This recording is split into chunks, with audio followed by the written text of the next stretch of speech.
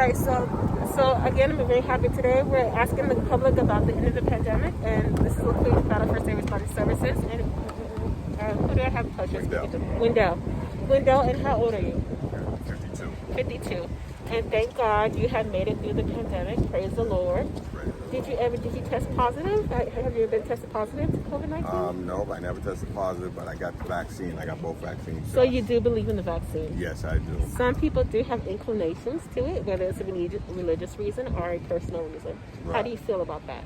I think you need that shot. I mean, if the president's able to get it himself, that's showing you that, it's not that dangerous. And once I seen him get it, Biden get it, I felt kind of comfortable with getting it. Especially with so many people dying. I thought it was something that was important. You just got to see people that are politically inclined getting more involved in it and saying, okay, if they can do it, then maybe we can do it.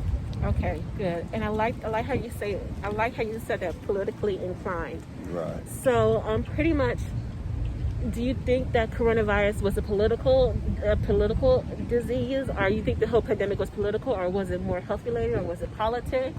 Or was it a lot of other issues like the riots as well as the George Floyd riots? Do you think it was mainly political, or do you think it was actually a medical health?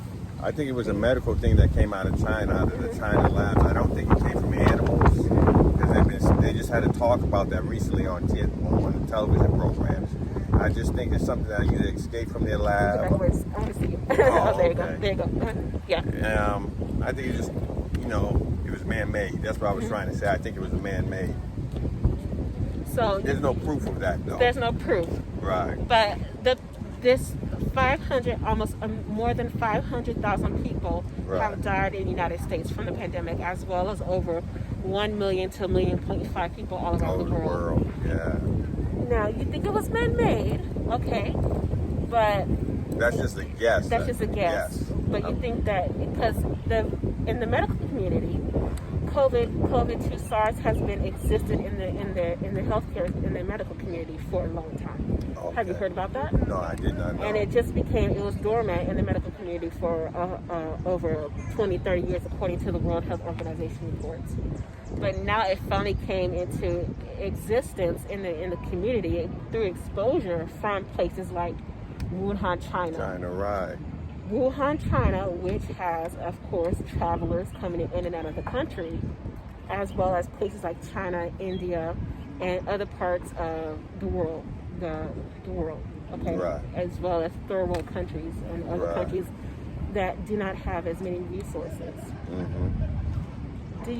Were you able to find resources out there to help you during this pandemic, or yes, resources that not other places like China or India? Right. Well, I know they were doing tests everywhere you go, so I always make sure I took a test before you enter any of the major buildings. I made sure I got tested, and once I got tested, I was found not negative. I didn't have any the coronavirus, but then once I seen that vaccine, I'm kind of the same thing with the flu shot. I like getting a flu shot every year.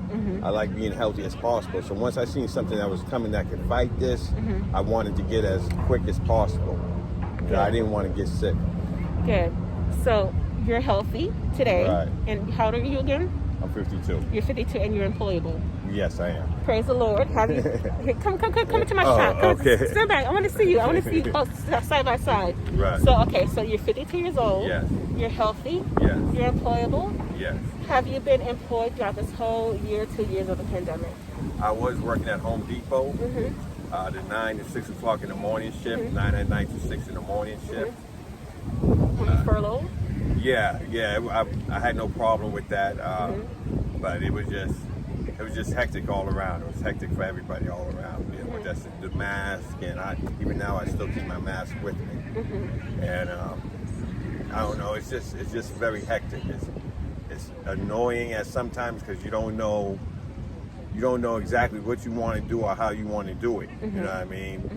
Especially in the workplace. So you have to listen to the boss, and you have to listen to. It's an annoying type thing. Because getting a test on a regular basis was annoying. That's what I was trying to. Exactly. Because we had to get it twice a week. Because you were an essential worker. Right. You were an essential worker. So we had to get it twice a week. You know what I mean? That means on Mondays and at the end of the week we had to get it. good. So are you currently employed as of Thursday, May the 27th, 28th, whatever it is? No, I'm not employed. Right. Are you looking for work? Yes, I So definitely if you want to tell the public today, this is going to be on all my social media platforms. What kind of work are you looking for, Mr. Window? What kind of work are you looking for? As a peer specialist or a motivational speaker, anything to do with encouraging the youth to stay away from criminal situations, or bettering themselves, or even helping the mentally ill. Full-time, part-time, temporary, contract, temp to perm? All part-time, full-time, anything that opens. So you're looking to make a difference in the community with young people? Yeah, in the Boston community. I really want to point that out. You're male? Yeah. And you're American? Yes, Are you African American, or are you from somewhere? No, I'm Black and Native American. Okay, you're Black and Native American. But I consider myself Black more than anything else. Good. As you know, due to the riots, due to George Floyd, Breonna Taylor, everything else that's been going on, what has been more of a difference? This is going to be my social media platform. Okay. What has been more of a difference, the pandemic or the riots? I mean, it's kind of correlated together. They're right. And why do you think that Black Lives Matter, as well as the pandemic, has been so closely, tightly connected with people's attention? Why do you think that Black Lives Matter has gotten so much attention now, all of a sudden, now during the pandemic, when they've been in existence for over 10 years? Black Lives Matter has been in existence for over 10 years. Right. Why do you think that it's gotten such more attention right now? I think that due to the pandemic. Due to the pandemic. I think due to the trials that happened with police officer being found guilty and getting, hopefully he'll get 40 years to get the full sentence. It just came at an odd time, but like you said, they've been killing blacks for years and years, even before this pandemic even happened. This has been happening. And with the police officers, they like to say that there's some good ones and some bad ones, but unfortunately for the Black community, all we ever see is the bad ones. And for the Latino community, and even for some of the poor whites out of South Boston and Charlestown that are dealing with being oppressed by police officers that just have no understanding of minorities or poor people. And I think that's just what it is. It's like a class structure. It's like us versus them. Unfortunately, I don't think it should be that way. You don't think it should be that way? But it has been that way, like. Yeah. And do you think that we can still change police brutality or police reform or hate, racism, which has been due to social media being such an impact now because of cameras, because of cell phones? Right. I know they just. Do you think that change has finally come now, or do you think we still have a long way to go? I think we still have a long way to go, and I think that I like the fact that they got rid of the no chokehold law. I think they just passed that in Massachusetts. I like to see that passed abroad. But even as this was going on, and as this trial was going on, a black man was killed in Louisiana, and he was tasered to death. So even with some of the weapons even some of the instruments that they have that are meant not to harm people, they tasered the man repeatedly, and he lost his life, and they covered it up by saying it was a car accident. Then they reviewed the videotape, and this is in Louisiana. So it's like we still have that same problem. I know he ran from the police and everything else, but that doesn't mean you have a right to taser him and beat him until he's dead. Which I do a sick condolences out to that. Yeah. That's something that, due to people have their attention focused on a lot of issues. Right. Social media, TV, newspapers, word of mouth, community support, community activism. People now have a lot of attention, and I thank you so much for pointing that out now. Right. Because people now have a lot of time on their hands more than they did now because of the economy, because of coronavirus. 500,000 Americans have lost their lives because of a new generation since 9/11, since young people now being sent to virtual school. Right. There's a lot of issues out there that people now have a lot of attention to actually sit back and focus on. Do you think that that's a change in the generation? Or do you think that it's just for more people to have a clear understanding due to racism? Or now that we have a new president in office? I think it has to do more with a clear understanding. I think it's politically inclined because everything that he does is under a microscope. So rather he is able to keep his word and bring new police reform, people will feel comfortable with that. If he's unable to do that, people will feel uncomfortable. Everything he does is going to be under a microscope, especially when it concerns police brutality. I think it's politically inclined. I think everything is politics now.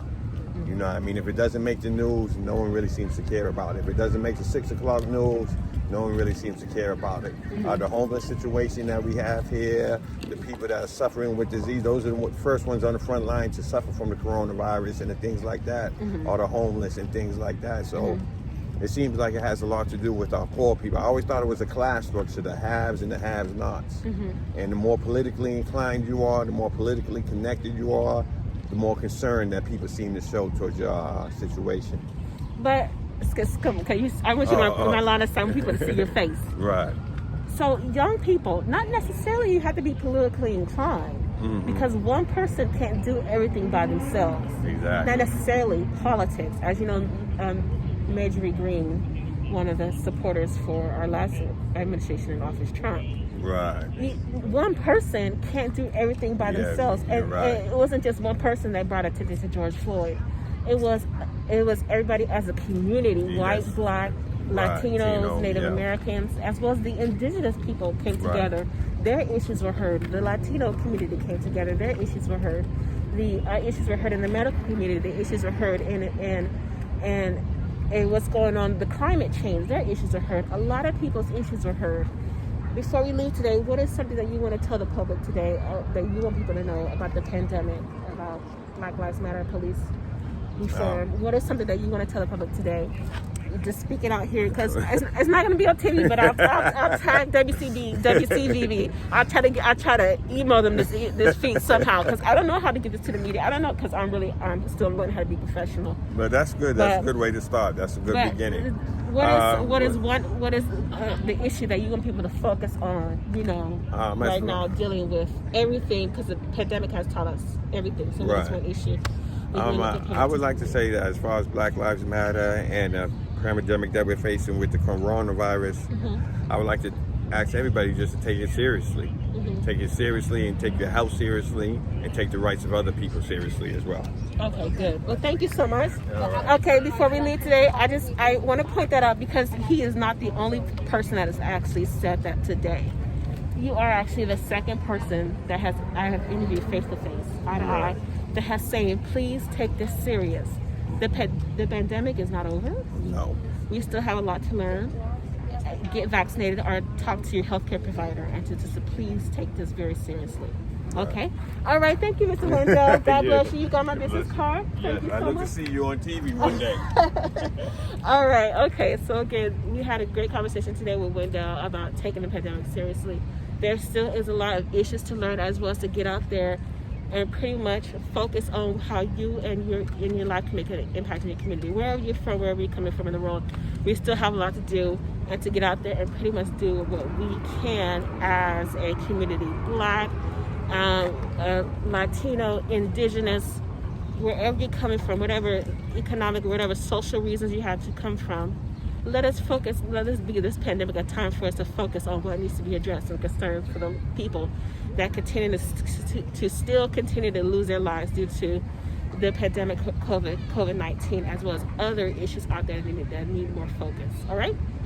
Okay, so this is LaQueen Battle coming live from Boston Commons today. Here I had a great time. I was out here in the community network, people of the Boston public, as well as international visitors, people from other states, still have questions about the pandemic, but they have an open knowledge and open freedom about what's going on, as well as a lot of other things to do. It's still not over. The pandemic is still not over. We still have a lot to learn. Okay, and again, as according to Mr. Wendell and other people I've interviewed, please take this seriously. Get out there and pretty much do what you can do. All right, so this is LaQueen Battle, Certified Medical Assistant. Thank you so much for your time today, and you guys take care. Bye.